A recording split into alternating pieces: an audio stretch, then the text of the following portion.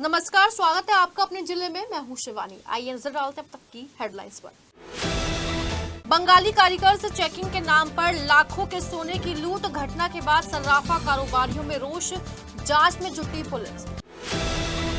CBI ने 5 लाख रुपए की रिश्वत लेते सीजीएचएस के अपर निदेशक, मुख्य निरीक्षक समेत 3 को किया गिरफ्तार। पैनल निलंबित करने की धमकी देकर हॉस्पिटल संचालक से मांगी थी रिश्वत। हसनापुर पुलिस की ट्रांसफार्मर ट्यूबवेल चोरी करने वाले बदमाश से मुठभेड़, पैर में गोली लगने से घायल हुआ बदमाश रवि उर्फ लक्कड़।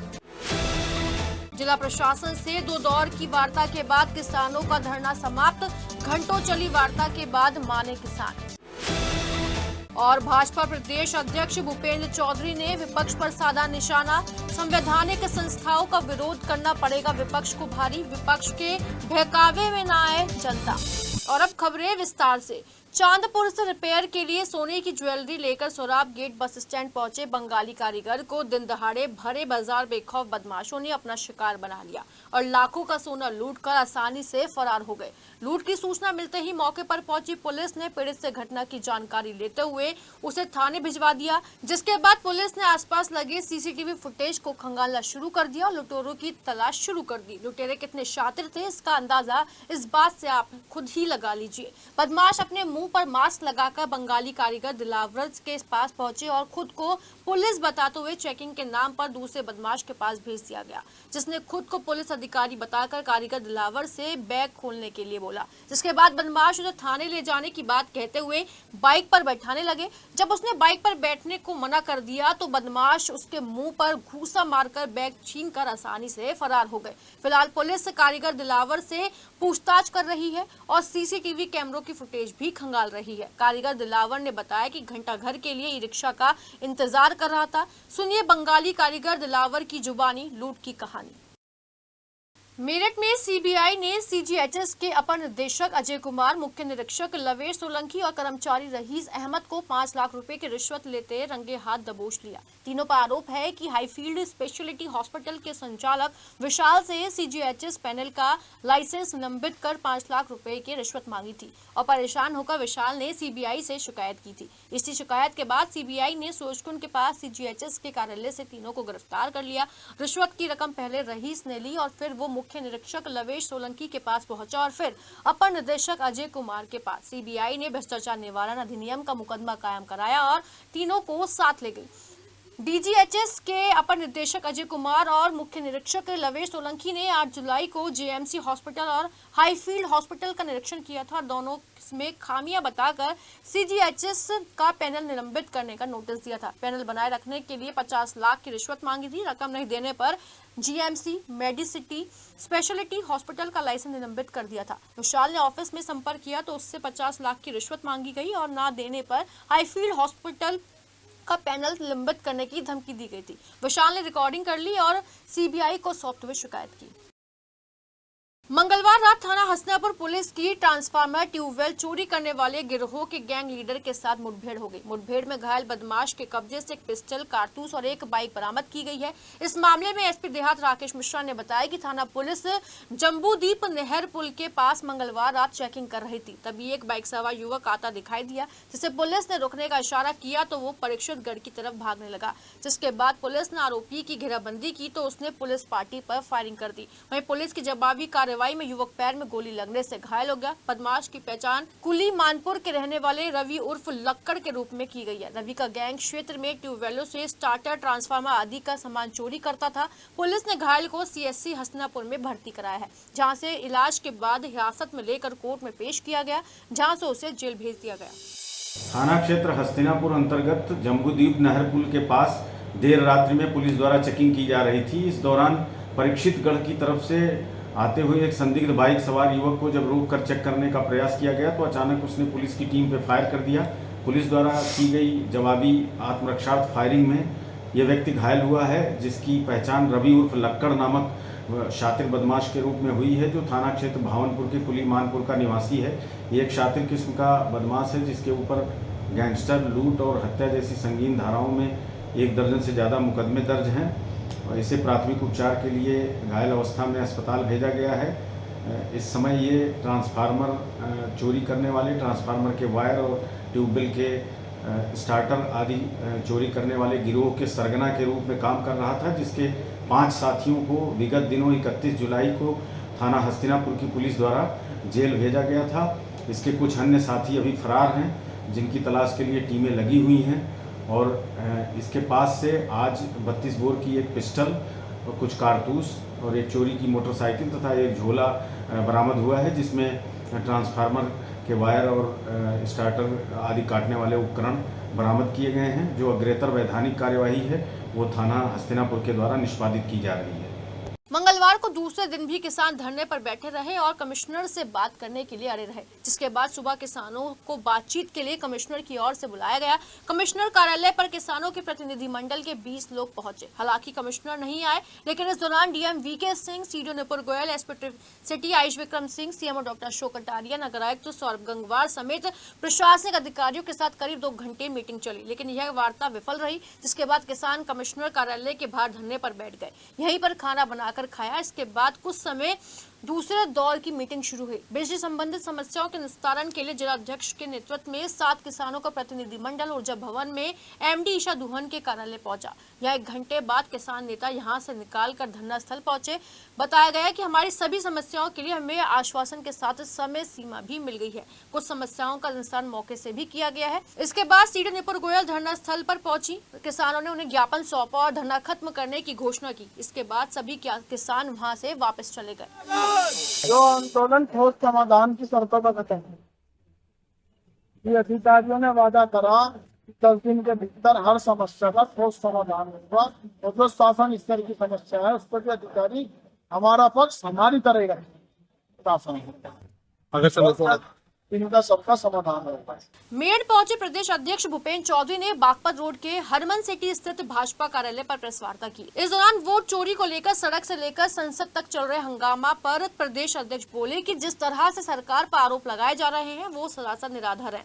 उन्होंने कहा कि विपक्ष की तरफ से नैरेटिव सेट किया जा रहा है, जबकि जनता के बहकावे में विपक्ष के नेता काम करते हैं, क्योंकि विपक्षी दल विकास के विरोधी हैं। 2012 से 17 के बीच वोट चोरी के आंकड़े प्रदेश अध्यक्ष भूपेंद्र चौधरी ने पेश किया। फतेहपुर की घटना को लेकर प्रदेश अध्यक्ष ने कहा कि मुकदमा दर्ज किया गया है, किसी को बख्शा नहीं जाएगा। उन्होंने कहा कि 2017 से पहले उत्तर प्रदेश में गुंडा राज हुआ करता था। भाजपा मंत्री लक्ष्मी नारायण चौधरी के बयान से पार्टी और प्रदेश अध्यक्ष सहमत नहीं है। वो एक सब चीजें प्रदर्शित होती हैं, तो मैं आप सबके माध्यम से इस प्रदेश की और देश की जनता को आगाह करना चाहता हूं कि ये विपक्ष के लोग किस प्रकार से समाज में अनिश्चितता का माहौल पैदा करते हैं। एक नेगेटिव प्रचार करके जिस प्रकार से लोगों ने इन्होंने संविधान, आरक्षण और संवैधानिक संस्थाओं को जिस प्रकार से लांछित करके एक एजेंडा चलाकर इन्होंने लोकसभा चुनावों को प्रभावित करने का काम किया। निश्चित रूप से आज उत्तर प्रदेश की, देश की जनता इस समझ चुकी है और इनके चाल चरित्र को समझ चुकी है, और जिस प्रकार से ये लोग आज संवैधानिक संस्थाओं के विरोध में काम करके प्रदेश भर में, देश भर में एक अनिश्चितता का माहौल पैदा करना चाहते हैं, वो निश्चित रूप से देश की जनता, प्रदेश की जनता ये समझ चुकी है। और इनके चरित्र के बारे में ये सब चीज़ें जग जाहिर है कि किस प्रकार से इन्होंने संवैधानिक संस्थाओं का दुरुपयोग किया, किस प्रकार से अराजकता के माध्यम से चुनाव को प्रभावित किया, किस प्रकार से बूथ लूटे जाते थे, ये सब जग जाहिर है। मैं आप सबके माध्यम से प्रदेश की जनता को आगाह करता हूं कि इनके झूठे भ्रम जाल का हिस्सा ना बने। भारतीय जनता पार्टी ने योगी जी और मोदी जी के नेतृत्व में उत्तर प्रदेश की बेहतरी के लिए और देश की बेहतरी के लिए हम सब लोग मिलकर काम कर रहे हैं। मैं आप सबका आभारी हूँ। हर घर तिरंगा यात्रा के तहत मंगलवार को लालकुर्ती छावनी मंडल में भव्य तिरंगा यात्रा निकाली गई। इस दौरान भाजपा कार्यकर्ताओं ने भारत माता की जयकारों के उद्घोष लगाए। तिरंगा यात्रा रैली में क्षेत्रवासियों ने बढ़ चढ़कर हिस्सा लिया। कई जगहों पर व्यापारियों द्वारा तिरंगा यात्रा का स्वागत भी किया गया। इस दौरान तिरंगा यात्रा के मुख्य अतिथि महापौर हरिकांत अहलूवालिया भी रहे।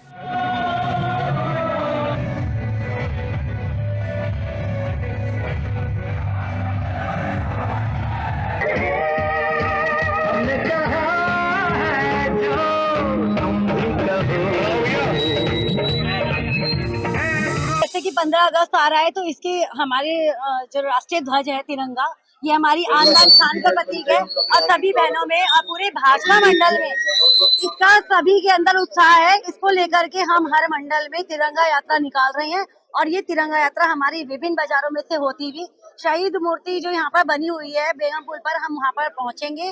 वहीं भारतीय जनता पार्टी के निर्देश अनुसार हर घर तिरंगा अभियान के अंतर्गत मंगलवार को भारतीय जनता पार्टी मेरठ महानगर के फुलबाग मंडल को तिरंगा यात्रा निकाली गई।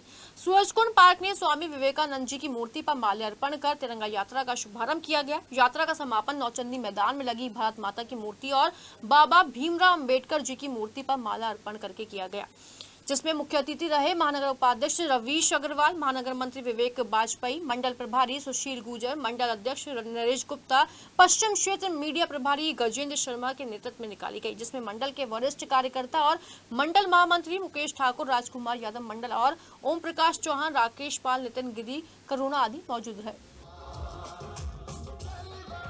उधर हर घर तिरंगा अभियान के तहत मंगलवार को भारतीय जनता पार्टी मवाना मंडल द्वारा मवाना के रामलीला मैदान से भव्य तिरंगा यात्रा निकाली गई। तिरंगा यात्रा का शुभारंभ भाजयुमो के प्रदेश मंत्री अमल खटीक व पूर्व जिला पंचायत सदस्य विनोद खटीक ने सामूहिक रूप से फीता काट कर किया। कार्यक्रम संयोजक मंडल अध्यक्ष सचिन कौशिक ने बताया कि तिरंगा यात्रा में सरस्वती विद्या मंदिर, Indira public school, Bal Bharati public school, RU public school, Divya Jyoti public school के बच्चों ने हाथों में तिरंगा झंडा लेकर भारत माता की जय जयकार लगाई। इस दौरान RU पब्लिक स्कूल के बच्चों ने 108 मीटर का तिरंगा झंडा हाथों में लेकर भारत माता की जय, तिरंगे झंडे की जय के जयकारे लगाए। यह तिरंगा यात्रा रामलीला मैदान से शुरू होकर थाना तिराहा, चौहान चौक, फलावदा तिराहा, मेरठ रोड होते हुए सुभाष चौक पर समाप्त हुई। जानी थाना क्षेत्र के सेवालखास में कुछ दिन पूर्व हुई 3 मासूमों की मौत की घटना के बाद मंगलवार को आम आदमी पार्टी के कार्यकर्ता पीड़ित परिजनों से मिले और पीड़ितों को ढांढस बंधाया। इस दौरान जिलाध्यक्ष अंकुश चौधरी ने बताया कि यह घटना बेहद निंदनीय है, जिसमें 3 मासूम बच्चों की जान चली गई। उन्होंने कहा कि वे पीड़ित परिजनों के इंसाफ के लिए पुलिस प्रशासनिक अधिकारियों से मुलाकात करेंगे। बता दें कि कस्बा सेवालखास में मानवी, सिब्बू और ऋत्विक घर के बाहर खेलते समय अचानक लापता हो गए थे, जिनके शव पास ही पानी से भरे खेत में मिले थे, जिसके बाद पुलिस लगातार इस घटनाक्रम के खुलासे की जांच कर रही है।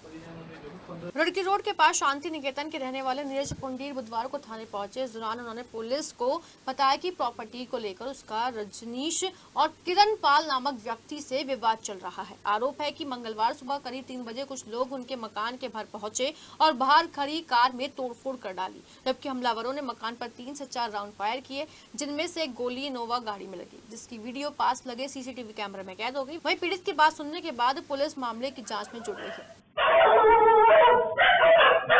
स्वतंत्रता दिवस और जन्माष्टमी के मद्देनजर मेरठ को 9 जोन और 31 सेक्टर में बांटा गया है, जबकि रेंज में भी सुरक्षा व्यवस्था की पूरी तैयारी की है। 15 अगस्त स्वतंत्रता दिवस को लेकर सुरक्षा को देखते हुए SSP डॉक्टर विपिन ताड़ा के निर्देश पर पुलिस और LIU की टीम ने चेकिंग अभियान चलाया। इस दौरान डॉग स्क्वाड की मदद से टीम ने रेलवे स्टेशन और बस अड्डों पर राहगीरों के सामान को चेक किया। साथ ही उन लोगों की ID को भी चेक किया गया जो संदिग्ध प्रतीत हो रहे हैं।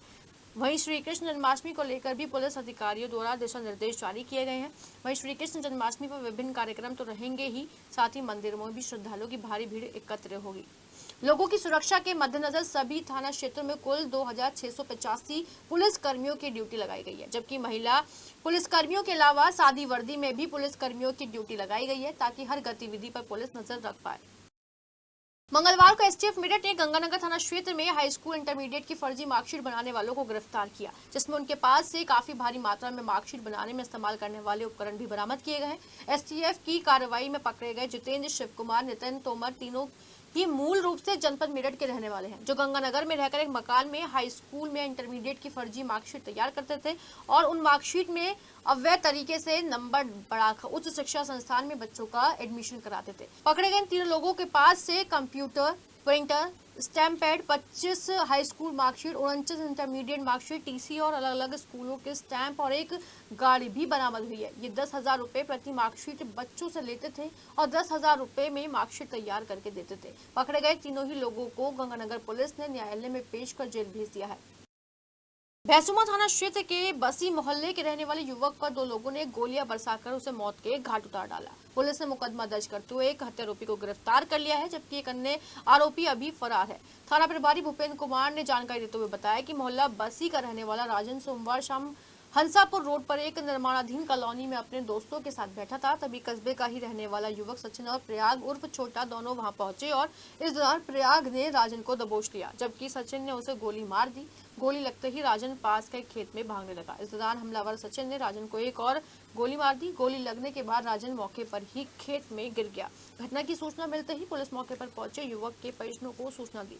पुलिस ने शव का पंचनामा भरकर पोस्टमार्टम के लिए मोर्चरी भिजवा दिया। दरअसल मृतक राजन द्वारा रविवार शाम सचिन के पिता के साथ उसकी साइकिल पंचर की दुकान पर गाली गलौज की गई थी, जिसका बदला लेने के लिए सचिन ने अपने साथी प्रयाग के साथ पूरी तैयारी से राजन की जानकारी निकालकर उसे निर्माणाधीन कॉलोनी में गोली मारकर मौत के घाट उतार दिया। पुलिस ने संबंध में मृतक के पिता की तहरीर पर मुकदमा दर्ज करते हुए मंगलवार को आरोपी प्रयाग उर्फ छोटे को घटना में प्रयुक्त बाइक के साथ गिरफ्तार कर लिया है। पकड़े गए अभियुक्त को कोर्ट में पेश किया गया, जहां उसे जेल भेज दिया गया, जबकि पुलिस सचिन की तलाश कर रही है।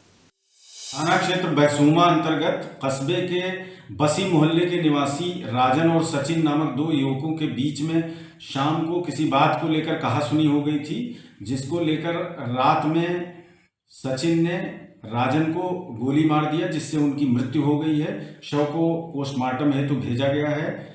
उनके परिजनों द्वारा दी गई तहरीर के आधार पर थाना बैसूमा में सुसंगत धाराओं में मुकदमा दर्ज किया जा रहा है और आरोपी की गिरफ्तारी के लिए पुलिस की टीमें लगाई गई हैं। ये जो आरोपी है सचिन और जो जिस व्यक्ति को गोली लगी है मृतक राजन, दोनों एक ही मोहल्ले के रहने वाले हैं, एक दूसरे के परिचित हैं और जो अग्रेतर वैधानिक कार्यवाही है वो थाना बैसूमा के द्वारा निष्पादित की जा रही है। ड्रग विभाग की कार्यप्रणाली पुलिस के साथ जांच व्यापारियों का उत्पीड़न पूर्व में भी की गई जांचों का खुलासा न होना, डॉक्टर की क्लिनिक में कैद कंपनियों का मुक्त न होना और व्यापारियों पर हो रहे उत्पीड़न को लेकर मंगलवार को wholesale and retailer chemist association के दर्जनों सदस्य कलेक्ट्रेट पहुंचे। इस दौरान उन्होंने एक ज्ञापन सौंपते हुए बताया कि हम ड्रग विभाग की जांच का कभी भी विरोध नहीं करते, बावजूद इसके पुलिस ले जाकर व्यापारियों की जांच करना और व्यापारियों का उत्पीड़न दर्शाता है और उनकी छवि खराब करना भी दर्शाता है, जिसे हम बर्दाश्त नहीं करेंगे। उन्होंने कहा कि पूर्व में हुई छापेमारी का कोई भी खुलासा एडीसी स्तर पर व ड्रग इंस्पेक्टर के स्तर पर नहीं हुआ, चाहे वह मेरठ की घटना हो।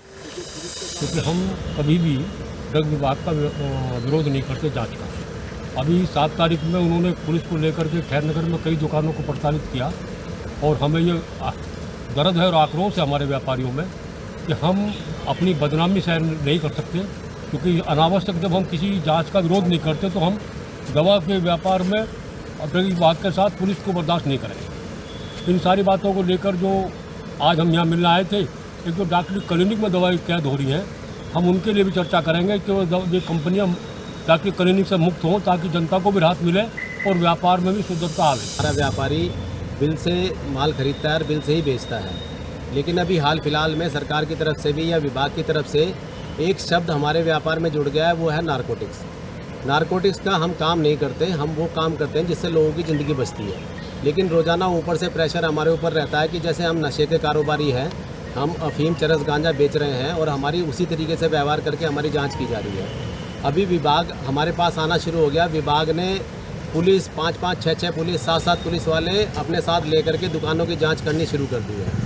तो हम इसका पुरजोर तरीके से विरोध करते हैं। हम इस बात का भी विरोध करते हैं कि दवाइयाँ जो डॉक्टर के क्लिनिक में कैद हो रही है, उससे जनता का शोषण हो रहा है। शास्त्री नगर के the centennial kids pre school team work को लेकर एक्टिविटीज कराई गई, ताकि स्कूली बच्चे टीम वर्क के माध्यम से एजुकेशन के साथ साथ भविष्य में करने वाले कार्यों को बखूबी सीख सके। इस अवसर पर स्कूल प्रबंधन ने बताया कि टीम वर्क से सपने साकार होते हैं। इस मजेदार टीम निर्माण गतिविधि में प्रतिभागी एक दूसरे को गेंद पास करते हैं, जिससे संवाद, विश्वास और समन्वय बढ़ता है। मजबूत टीम संबंध बनाने और सहयोग बढ़ाने का एक शानदार तरीका है, जिसे हर बच्चे को सीखना चाहिए। जागरूक दर्शक ने मेरठ कैंट क्षेत्र से एक ऐसी वीडियो भेजी है जिसमें मकान के बाहर तो ताला लगा हुआ है, लेकिन मकान के ऊपर धड़ल्ले से कंस्ट्रक्शन चल रहा है। बताया जा रहा है कि इस कंस्ट्रक्शन को कैंट बोर्ड के कर्मचारियों की शह पर बनाया जा रहा है। ऐसे में जागरूक दर्शक ने मांग करते हुए कहा कि सरकार को बदनाम करने वाले कर्मचारियों पर कार्रवाई की जाए। अपने जिले में फिलहाल इतना ही। मेरठ शहर आसपास की तमाम छोटी बड़ी खबरों को हम पहुंचाते रहेंगे आप तक, तो जानिए वो जरूरी है जो। फिलहाल हमें दीजिए इजाजत। नमस्कार।